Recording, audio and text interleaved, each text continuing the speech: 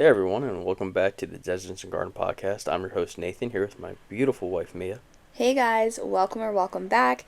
If you're new here on this podcast, we share our daily highs and lows. This is not by any means a highlight reel, but where we share the realities of navigating marriage, faith, and our life together with God's guidance every step of the way. And today's episode is about speaking your spouse's love language. We're going to be breaking into 3 quick sections as we do. One, we're going to be talking about, what our love languages are and what they look like in real life. Yeah. Then we're going to be talking about the challenge of loving each other in ways that aren't natural to us. We're going to wrap up with a bonus one, what we call the 6th love language, and that is consideration. Right. So I also just want to hop in here and say, hey guys, it is our 50th episode, which is so exciting. But we are going to be transitioning starting this episode. Our episodes are going to be a little bit longer. And by a little bit, I mean 10 to 15 minutes versus before we've been trying to keep them around 5 to 10 minutes. Sometimes we do go over, but these ones, we are intentionally going to be going a little bit longer, 10 to 15 minutes, and we'll be doing 3 episodes a week. So the episodes will, moving forward, be released on Monday, Wednesdays, and Fridays. So definitely be sure to subscribe if you haven't already, and you will get notified as soon as that episode goes up. Yeah, absolutely. So, getting back on topic, our love languages are pretty much completely differently. They're a little similar, but pretty different, which is both funny and humbling. Yeah, I guess, starting off with me, my primary is, quality time. Yeah. And I guess my second one is physical touch. If I can sit with you, talk to you, or be near you, I feel connected. It doesn't have to always be deep conversations either. It could be, hey, let's go to Home Depot, but let's go to Home Depot in silence. And I'll be like, wow, she really loves me. As weird as that is. Yeah, meanwhile, I'm over here thinking he just watched me fold 3 loads of laundry without lifting a finger. Does he even like me at all? And obviously that screams my primary love language is acts of service, and my secondary is physical touch, but in that order. So if you do the dishes or get up early to handle things without me asking, then I feel seen. Yeah, but at the same time, for me at least, acts of service do not equal physical touch. There has to be both. Yeah, we were just talking about this. For me, I think love languages, and I think this should be a distinction, but it's not. For me, my love language is more about care and what makes me feel loved and appreciated. And this could just be a me thing, but I don't think it is. Me feeling loved and cared about does not always equally correlate to me being sexually enticed and that equating to physical intimacy. For me at least, I feel appreciated and I feel cared about and I feel loved when there's acts of service and physical touch, hugs, holding hands, kissing, things like that. Does that per se turn me on?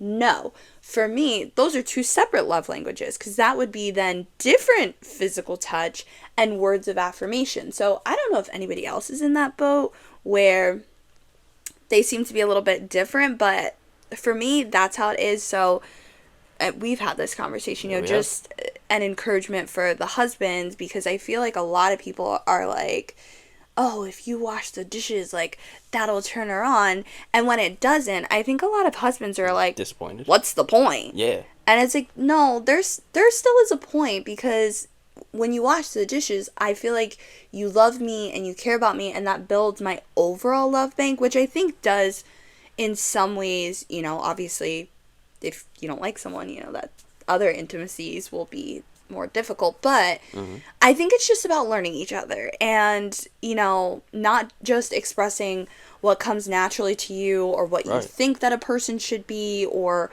whatever. The Bible says, let us look to the interests of others, not just to the interests of ourselves, and that includes how we love each other. Yeah, absolutely. And honestly, it's not always going to feel easy. I could give you quality time all day long, but waking up early to take care of a task before you even ask it, that's not my first instinct. Not gonna happen. But Same thing for me, stopping what I'm doing just to sit and be present with you and do the whole, like shoulder to shoulder. They say men really appreciate when you're Yeah. shoulder to shoulder. That's like how you guys work together, but you're not talking. You're just like, I don't know. Anyway, that's weird to me. It's But, like hive mind, like we're communicating without communicating. Like we know what we're doing.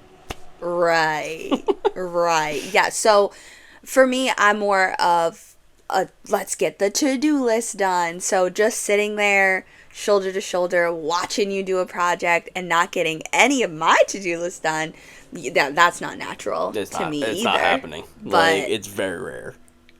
it's not rare. How many times have I sat with you, helped you clean the garage, the attic? Oh, let me clarify. Sit there silently and just clean the garage.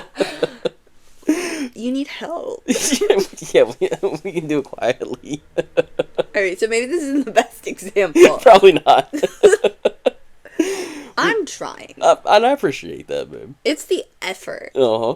Like, oh, getting back to the topic here, we've had to remind ourselves like, love isn't always easy. Yeah. It's not easy for me. Obviously, we're still working through it. Obviously, it's about choosing what communicates care to your spouse, what communicates care to yourself. Yeah, so, on that topic, love is not just an emotion, it is a decision. And when I choose to give you attention instead of just a checklist, that is my way of loving you on purpose. Like when you're home for a 4-day and I let the room get a mess and I don't make you get up with me every morning to straighten it up, that is my way of caring for you. I appreciate that. I know you do. Obviously, we are not perfect. But we both have gotten better at asking, like, hey, how can I love you better this week? Or what can I do for you?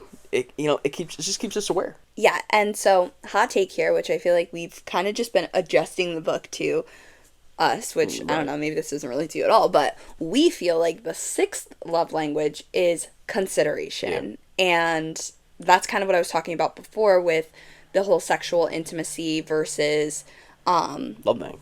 Just feeling your love. yeah, bank. more of the like I don't want to say friendship intimacy, but there's definitely another love language in like the Bible, like the Greek love language where there's Agape. 5. Maybe it's agape love. Yeah, just like overall love. Like there's like friendship love. There's Yeah, and it's not friendship. I Yeah. wish in English we had better love language, better words for love. But yeah, it's just having an overall consideration, like you knowing if I'm down or upset, hey, maybe I'll straighten up the room for her and that'll make her feel better. But if it's like, ooh, and I got on the mood and da da da da, it's like, oh, well, maybe I'll like rub her back and like tell her she's pretty and like, I just think it's like having the consideration, knowing your spouse, and not just, oh, well, women like flowers, so I'll bring her home flowers and that'll get her in the mood. It's like, well, if that ain't your spouse, that ain't your spouse. Right, not saying that, bringing home flowers isn't a nice thing to do. It's just know your spouse. Well, that's not what. Yeah. Yeah. Like, Yeah, bring me flowers. yeah, bring her flowers, right? Speaking of consideration, like, it's not necessarily in the book, Yeah. but it should be. It Like, should be. nothing fills my tank like you noticing what I need without saying anything. Yeah. Like, when you saw that I was overwhelmed and you just made me a sandwich and brought me water. Like, it was no words, just consideration, and that's love for me. That's love. or, I'll give you some credit. When I get into my car and it's clean, Yeah. it seems so small, like just emptying the trash in my car, but it is so considerate because I don't know where all this trash comes from, but it be accumulating. And when I get in the car and it's clean, I'm like, oh, I'm loved. And honestly, like that, I think consideration, if it was one of the actual love language, it would be number 1 for both of us. Yeah, absolutely. Because it says, like, I see you. Yeah. I'm thinking of you. I'm aware. And that goes so far in marriage. Right. So if you're, listening to this and you're wondering, how do I grow in this? Pay attention. We Yeah. were reading the 7 principles of Healthy marriage. healthy marriages or something. I'm probably totally butchering that title, so definitely check out the show notes because I'll tag it in there. I think we have it on our on the Amazon storefront. It's white book, green binder, black words. Anyway, black. They all have black words. But moving on. One of the first chapters was about having a love map for your spouse and how we should be PhDs of our spouse. Like, and you never graduate. Like, always learning. Ever. You're always in school. You're always learning. Your spouse is going to go through different seasons with us. You know, me becoming a mother, my love languages will probably change. And, you know, over time, you grow, you know, jobs change, you have more kids, the kids leave the house. Like, as seasons change, people change. So, you know, just be paying attention. You know, pray for eyes to see your spouse's needs. Romans 12:10 says, be devoted to one another in love. Honor one another above yourself. And that's, I mean, to me, that's the definition of consideration. Yeah, absolutely. Well, that's all we've got for today's episode. If it spoke to you, we would love it if you leave us a review. You know, drop a comment or even share it with a friend, depending on where you're listening. Yeah, and let us know, what is your love language? Do you think that consideration should be the sixth love language? And if you do, let us know if you think that that would be your love language. And most importantly, share with us how you're practically showing up for your spouse, some examples, encouragement of, you know, things that we could be doing. I think I just want to say another caveat is even if your spouse's love language is, I think I said for me, it's acts of service, but technically bringing someone flowers is gift giving, which the book talks about this so clearly. But if you didn't read the book, I just want to add it here. Just because their love language is quality time or acts of service or physical touch, that doesn't mean you don't do the other ones. Like, right. Oh, well, your love language is only quality time, so I'm here. I'm never going to do acts of service for you. I'm never going to give you flowers. Like, I'm never going to clean up. I'm never going to, you know, do anything else. Yeah. That's so silly. Right. So I just want to say thank you guys for listening to the Deserts and Garden podcast. Until next time, walk in love. Live with purpose. And trust God in every desert and garden. See ya.